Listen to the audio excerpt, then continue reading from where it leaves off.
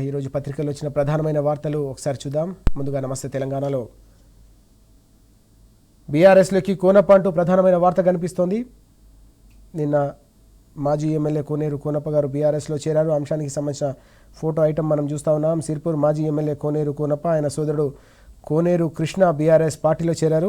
ఎర్రవెల్లిలోని కేసీఆర్ గారి నివాసంలో గురువారం బీఆర్ఎస్ వర్కింగ్ ప్రెసిడెంట్ కేటీఆర్ గారి సమక్షంలో, అలాగే మాజీ మంత్రి హరీష్ రావు గారి సమక్షంలో, వారిద్దరి సమక్షంలో పార్టీ కండువాలు కప్పి బీఆర్ఎస్లోకి ఇద్దరిని కూడా ఆహ్వానించారు. కార్యక్రమంలో మాజీ మంత్రి జగదీష్ రెడ్డి గారు కూడా పాల్గొన్నారు. అంశానికి సంబంధించిన ఫోటో ఐటమ్ మనం చూస్తూ ఉన్నాం. అన్ని దారులన్నీ కూడా తెలంగాణ భవన్ వైపే కనిపిస్తూ ఉన్నాయి.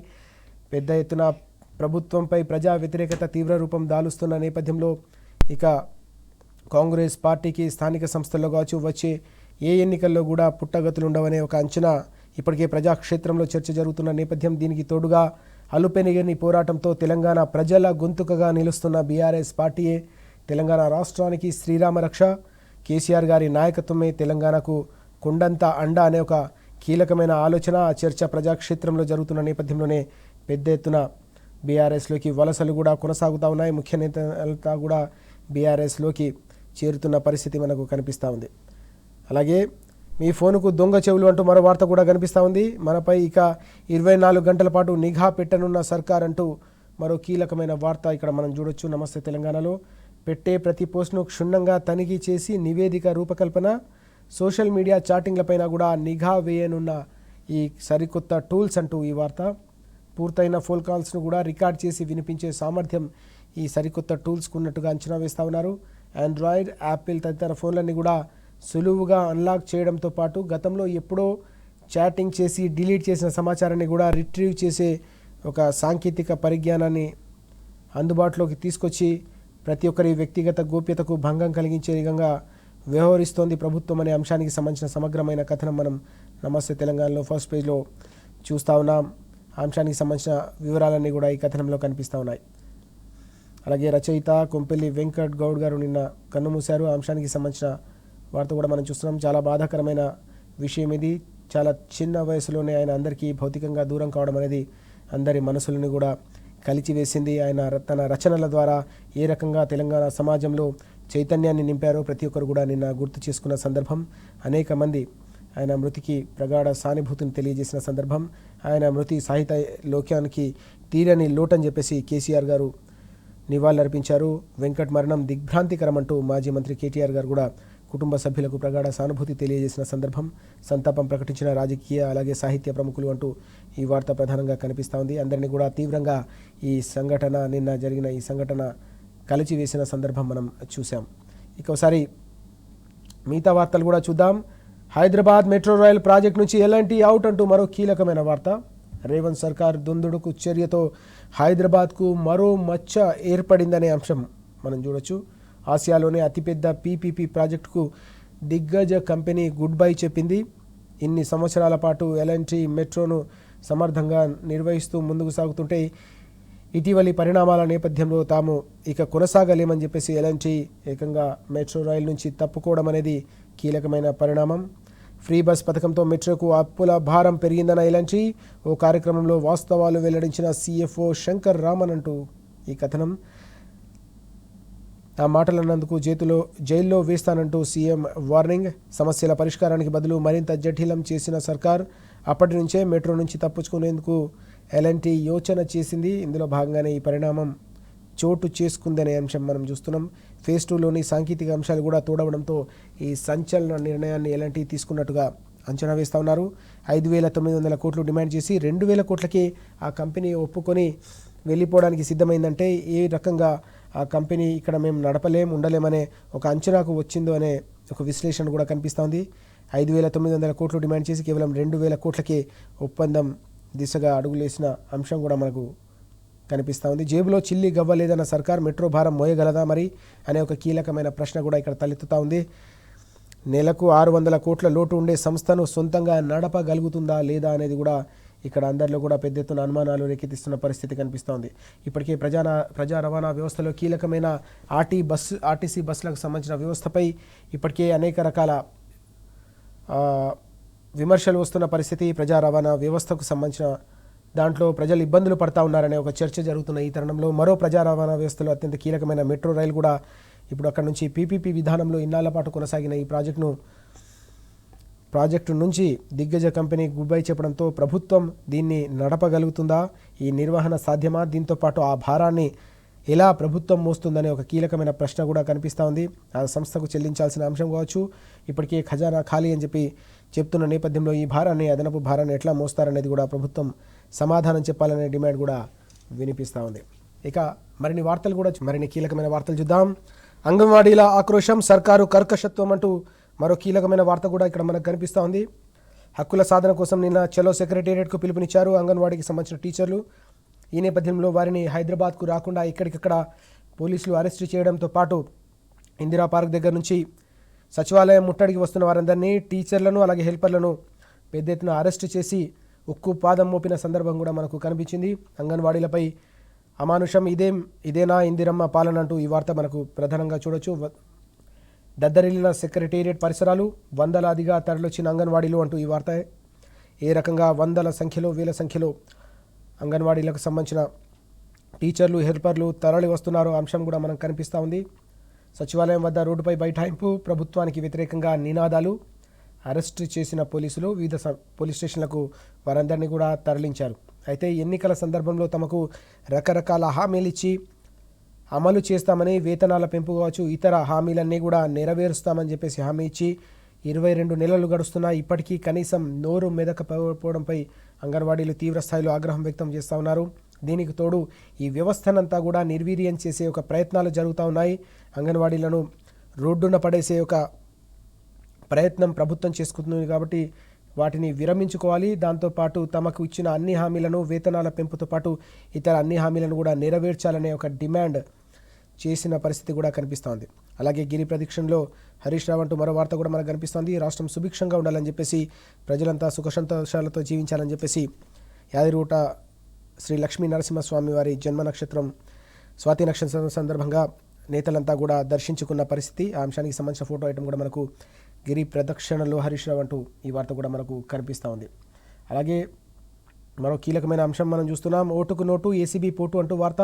సుప్రీం ఆదేశాలకు వ్యతిరేకంగా దర్యాప్తు సంస్థ తీరు, ఏసీబీ స్వేచ్ఛగా వ్యవహరించాలని ధర్మాసనం తీర్పు, విచారణలో ప్రభుత్వం జోక్యం చేసుకోవద్దని ఒక కీలకమైన ఆదేశాలు అనే వార్త మనం చూస్తున్నాం.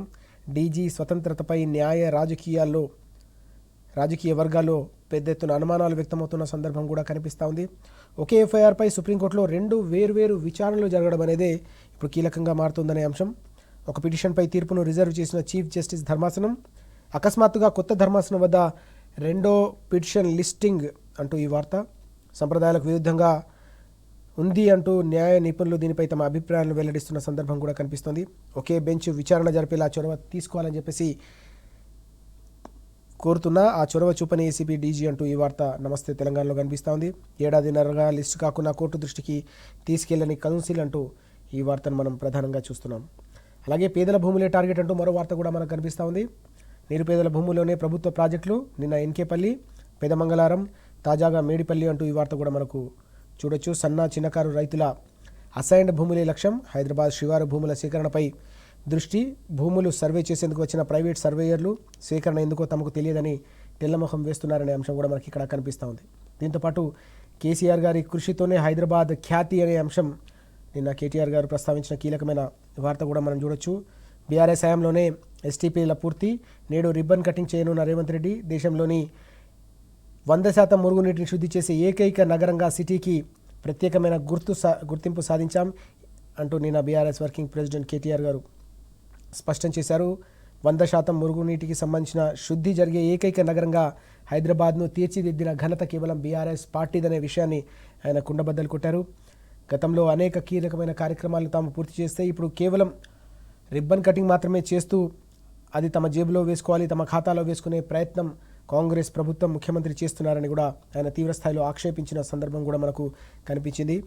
ఓవైపు హైదరాబాద్కు సంబంధించిన ప్రతిష్టను విశ్వవ్యాప్తం చేసేందుకు 10 ఏళ్ల పాటు ఒక్కో ఇటుకను పేర్చి హైదరాబాద్ను ఒక తెలంగాణకే కాకుండా దేశానికి ఒక బ్రాండ్ ఇమేజ్ లాగా తీర్చిదిద్దితే పూర్తి స్థాయిలో ఎల్ఎన్టీ వంటి ప్రతిష్టాత్మకమైన సంస్థలను కూడా నిలుపుకోలేక ప్రభుత్వం ఏ రకంగా తెలంగాణకు, హైదరాబాద్కు మాయని మచ్చలాగా వ్యవహరిస్తుందో ఆ అంశంపై కూడా ఇప్పటికే బీఆర్ఎస్ వర్కింగ్ ప్రెసిడెంట్ కేటీఆర్ గారు అనేక సందర్భాల్లో కూడా తీవ్ర స్థాయిలో ధ్వజమెత్తిన సందర్భం కూడా కనిపించింది. ఈ అంశానికి సంబంధించి ఎస్టీపీలకు సంబంధించిన వ్యవహారంలో కూడా తాము పూర్తి చేసిన వాటికి ఇప్పుడు కేవలం రిబ్బన్ కటింగ్లు చేయడం అనేది ప్రజలు కూడా గమనిస్తున్నారనే అంశాన్ని నిన్న కేటీఆర్ గారు ప్రస్తావించారు. మరిన్ని కీలకమైన అంశాలు మనం చూద్దాం. Make in India utter flop అంటూ మరో కీలకమైన వార్త కూడా మనకు కనిపిస్తూ ఉంది. 11 ఏళ్లలో మోదీ స్కీమ్ సాధించింది శూన్యం అంటూ ఈ వార్త. పండుకున్న తయారీ రంగం, లక్షల ఉద్యోగాలు గాయబంటూ కీలకమైన అంశం ఇది. దేశ స్థాయిలో గత 11 ఏళ్ల కాలంలో కేంద్రంలో బీజేపీ అధికారంలోకి వచ్చిన నాటి నుంచి మేక్ ఇన్ ఇండియాకు సంబంధించి పూర్తి స్థాయిలో ఎంఎస్ఎంఈ సెక్టర్ కావచ్చు, తయారీ రంగం అంతా కూడా కుదేలైపోయింది.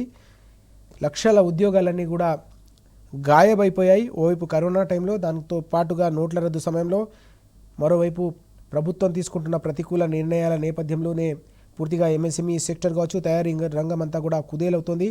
ప్రోత్సాహం లేకపోవడంతో ఏకంగా 7 లక్షల కంపెనీలకు తాళం పడినట్టుగా అంచనా వేస్తున్నారు. 1 కాదు 2 కాదు, ఏకంగా 7 లక్షల కంపెనీలకు తాళం పడిందంటే వాటి నిర్వాహకులు ఏ రకంగా రోడ్డున పడ్డారు, అప్పుల పాలయ్యారో మనం అర్థం చేసుకోవచ్చు. దీనికి తోడుగా 7 లక్షల కంపెనీలే ఆధారంగా చేసుకొని తమ కుటుంబాలను పోషించుకునే లక్షలాది మంది కార్మికులు ఎలా రోడ్డున పడ్డారో, వారి జీవితాలు ఏ విధంగా ఆగమైనాయో కూడా మనం అంచనా వేసుకోవచ్చు. స్వాతంత్రం నాటి కంటే దిగువకు ఎగుమతుల శాతం అంటూ మరో గణాంకాలు కూడా మనం చూస్తున్నాం. స్వాతంత్రం నాటి నుంచి కూడా అత్యంత తక్కువ స్థాయికి ఎగుమతులు పడిపోవడం అనేది కూడా ప్రభుత్వానికి సంబంధించిన వైఫల్యం, కేంద్ర ప్రభుత్వ విధానాల వైఫల్యంగా అంచనా వేస్తూ ఉన్నారు. దీంతోపాటు విదేశీ విధానాల్లో కూడా పూర్తి స్థాయిలో ఫారిన్ పాలసీ మేకింగ్లో కూడా ఉన్న అవస్థలు కావచ్చు, ఆ వైఫల్యాల ఫలితమే ఇదంతా కూడా జరుగుతుందనే అంశం కూడా కనిపిస్తోంది. నినాదాలు ఘనంగా ఉన్నాయి కానీ విధానాలు మాత్రం పూర్తిగా దారుణంగా ఉన్నాయనే అంశాన్ని మనం అంచనా వేయచ్చు. ప్రభుత్వ పాలసీలతో ఏకంగా 3552 విదేశీ కంపెనీలు కూడా దేశానికి గుడ్ బై చెప్పి వెళ్ళిపోయాయనే మరొక కీలకమైన అంశం కూడా కనిపిస్తోంది. అంటే దేశీయ కంపెనీలు దాదాపు 7 లక్షల కంపెనీలు మూతపడితే దేశంలోని విదేశీ కంపెనీలు దాదాపు 3500 కంపెనీలు కూడా దేశంలో ఇక వ్యాపారం చేయలేం, పారిశ్రామిక రంగానికి ఇక్కడ అనుకూలమైన వాతావరణం లేదనే ఒక అంచనాకు వచ్చి వారు కూడా ఇక్కడ నుంచి వెళ్ళిపోయిన కంపెనీల సంఖ్య, విదేశీ కంపెనీల సంఖ్య కూడా 3552 ఉందంటే పరిస్థితి ఎంత దారుణంగా ఉందో మనం అంచనా వేయచ్చు. మేక్ ఇన్ ఇండియా స్లోగన్ అనేది పవర్ఫుల్గా కావచ్చు, క్యాచీగా ఉన్నప్పటికీ కూడా ఆ విధానాన్ని, ఆ నినాదాన్ని విధానంలోకి మలచడంలో, విధానంగా మలిచి దాని ఫలితాలు ప్రజలకు అలాగే వ్యాపారవేత్తలకు అందించడంలో, అలాగే యువతకు ఉపాధి అందించడంలో మాత్రం పూర్తిగా ప్రభుత్వం వైఫల్యం చెందింది. కేంద్ర సర్కార్కు సంబంధించిన వైఫల్యం స్పష్టంగా కనిపిస్తున్నాయని ఈ గణాంకాలను బట్టి చూస్తూ ఉంటే అర్థమవుతా ఉంది. ఇక మరో కీలకమైన వార్త, RRR అలైన్మెంట్ మార్చొద్దండి అంటూ ఇప్పటికే రైతులు పెద్ద ఎత్తున నిరసనలు హోరెత్తిస్తూ ఉన్నారు. అమీర్పేట్ వద్దకు వచ్చి కూడా వారంతా నిరసనలను హోరెత్తించిన పరిస్థితి ఇటీవల మనం చూసాం. ఈ క్రమంలోనే బీఆర్ఎస్ పార్టీ కూడా వారి పక్షాన పోరాడుతూ ఉంది. అలైన్మెంట్ను పూర్తిగా మార్చేసి పేద రైతుల పుట్టగొట్టే ఒక కుట్ర జరుగుతూ ఉంది. రియల్ ఎస్టేట్కు సంబంధించిన వెంచర్లను, కాంగ్రెస్ ప్రజాప్రతినిధులకు సంబంధించిన భూములను కాపాడి పేద రైతుల భూములను కొల్లగొట్టే ప్రయత్నం జరుగుతుంది. కాబట్టి RRR అలైన్మెంట్ను ఎట్టి పరిస్థితుల్లో మార్చే ప్రసక్తి ఉండకూడదు. ఒకవేళ మారిస్తే మాత్రం మరో ఉద్యమానికి శ్రీకారం చుడతామని చెప్పేసి నిన్న బీఆర్ఎస్ నేతలు మరోసారి హెచ్చరించారు ప్రభుత్వాన్ని. సర్కారు నిర్ణయాన్ని వెనక్కి తీసుకోవాలి, లేకపోతే బాధిత కుటుంబాలతో హైదరాబాద్లో పెద్ద ఎత్తున నిరసనలకు పిలుపునిస్తామని కూడా హెచ్చరించిన సందర్భం.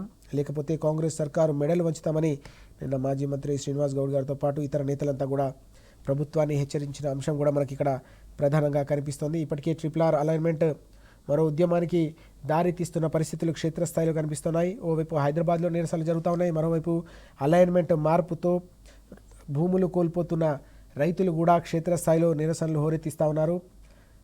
కేసీఆర్ గారి 10 ఏళ్ల ప్రగతి ప్రస్థానంలో భూముల విలువ ఏ రకంగా ఆకాశాన్ని అంటిందో రైతులకు తెలుసు.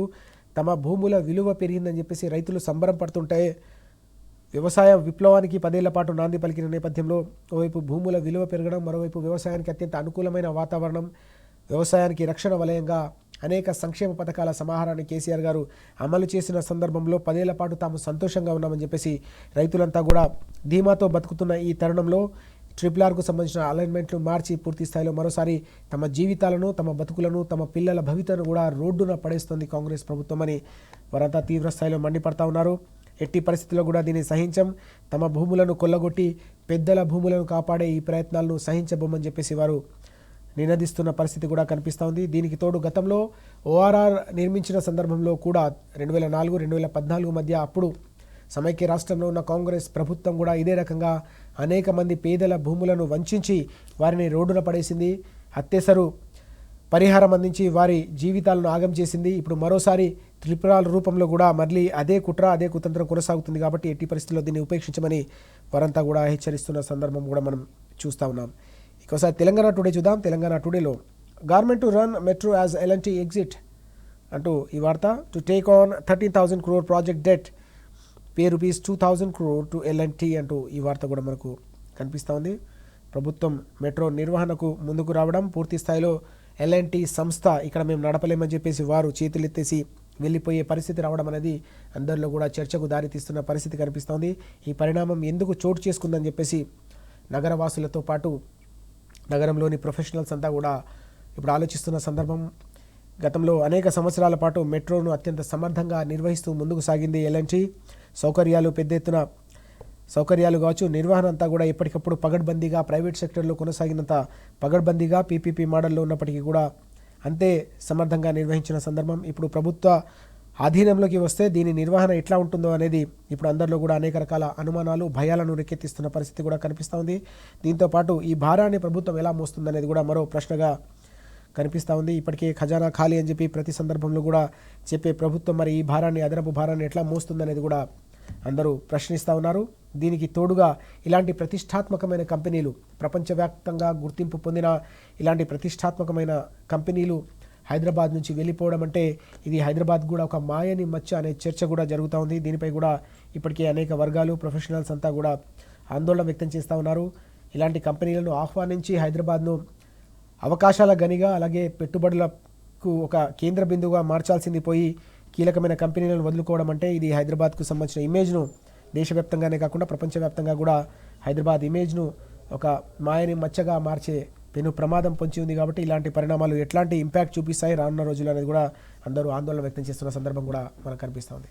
మరి చిన్న బ్రేక్ తీసుకుందాం. బ్రేక్ తర్వాత ఈరోజు పత్రికలు వచ్చిన ప్రధాన వార్తలపై విశ్లేషణ చూద్దాం.